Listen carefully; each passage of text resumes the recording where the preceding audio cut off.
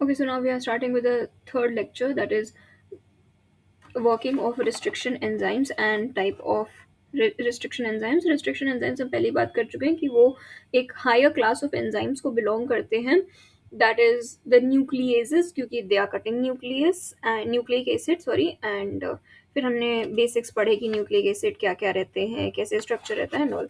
Now we are talking about what are restriction enzymes particularly and what are their types. So palindromic sequence रहता है same forward as backward. तो palindromic word होता है that, जैसे madam हो गया, जो शुरू और अंत जिसका जिधर से भी स्टार्ट करो the word is same. So madam है, मलयालम है, अरोरा है, there are many many many many palindromic names, words, etc. that reads same from both ends. But in case of, अच्छा पैलिंड्रोमिक सीक्वेंस में ऐसा नहीं है कि आपने एक तरफ का GATTC ले लिया तो आप कह दें कि CTTAAG भी सेम है. नहीं, ऐसा नहीं है. हम यहाँ पर पूरे डीएनए स्ट्रैंड को कंसिडर करते हैं, तब हमारा पैलिंड्रोमिक सीक्वेंस कहलाता है वो. But in case of DNA, palindromic sequences are those that read the same from 5 dash to 3 dash on both strands. 3 dash to 5, अरे 5 dash to 3 dash जब भी आप जाएंगे दोनों स्ट्रैंड में, तो आपको वो सेम पड़ेगा. 5 dash to 3 dash is very important. So again reading this definition की, but in case of DNA, palindromic sequences are those that reads the same from 5 dash या 5 prime to 3 prime on both the strand. GATTC, GATTC नीचे वाली strand से. Restriction enzymes recognizes 4 to 8 long sequences known as palindromes and cut between the same bases on both strands little away from the center.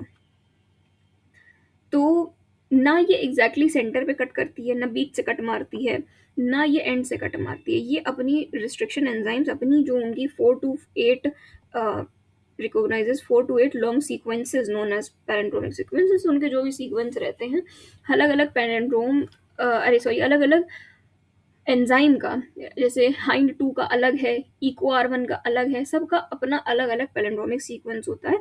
अपने अपने वाले के हिसाब से वो कट मारती हैं between the same basis on both strands little away from the centre.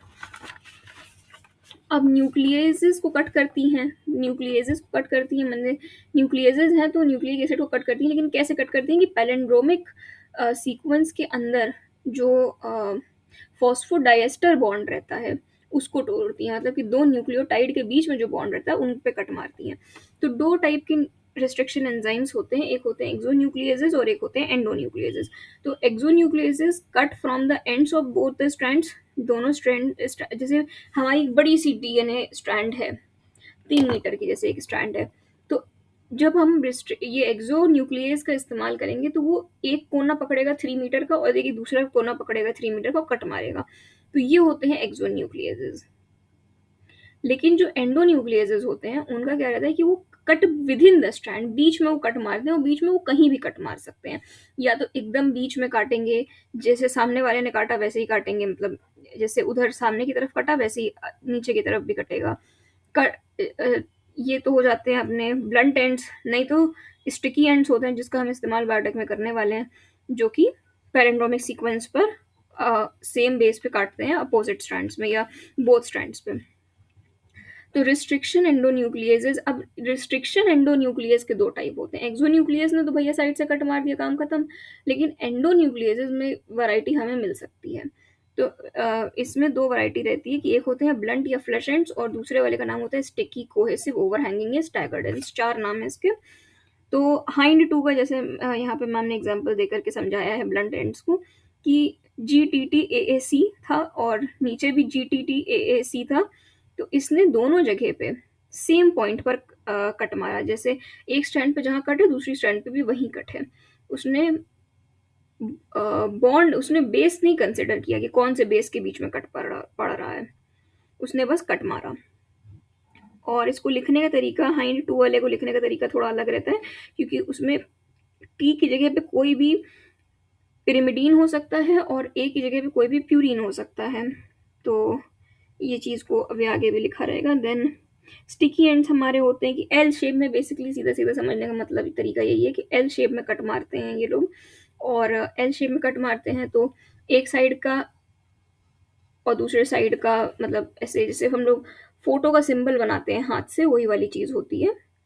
And यार ये तो आता है, अब इसको क्या कितना एक्सप्लेन किया जाए। देन जी टी प्यूरिन, और नहीं, पैरामिडीन प्यूरिन ए सी, और उसी का जस्ट अपोजिट हाइंड टू का ये रहता है। और इको आर वन की रिकॉग्निशन साइट रहती है जी ए टी टी सी 5-3 और 5-3 में फिर से वही वाली।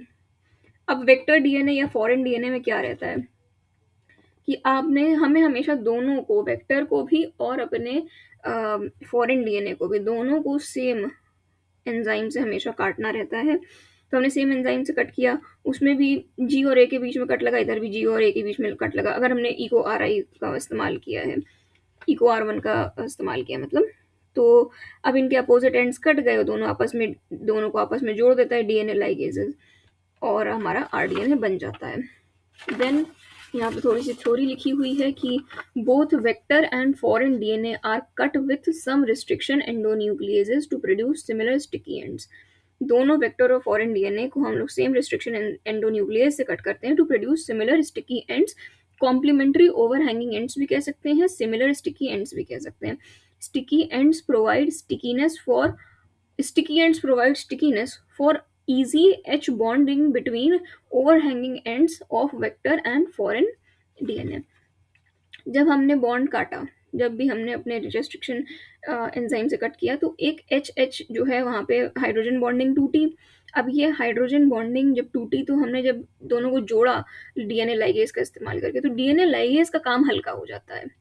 उसका काम हल्का कैसे होगा कि अब वहाँ पे ऑलरेडी वो लोग बॉन्ड तो बना ही लेंगे, एकदम ऐसे missing piece of the puzzle की तरह तो है ही है, जा करके अपना एच एच बॉन्ड बना लेंगे, और एच बॉन्ड की वजह से हमारी डीएनए लाइगेज का काम हल्का हो जाएगा। कुछ क्वेश्चंस भी कराए में एग्जाम हमने, जैसे कि making curd, bread, wine which are all microbe mediated processes could be thought as a form of biotechnology. सही बात है।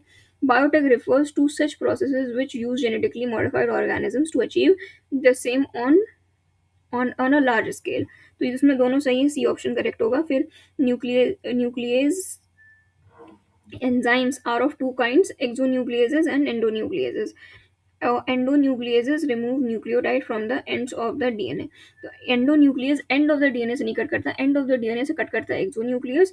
तो इसमें फर्स्ट वाला करेक्ट है, सेकंड वाला नहीं, फर्स्ट वाला करेक्ट है और सेकंड वाला गलत है, तो इसमें ए ऑप्शन सही होगा।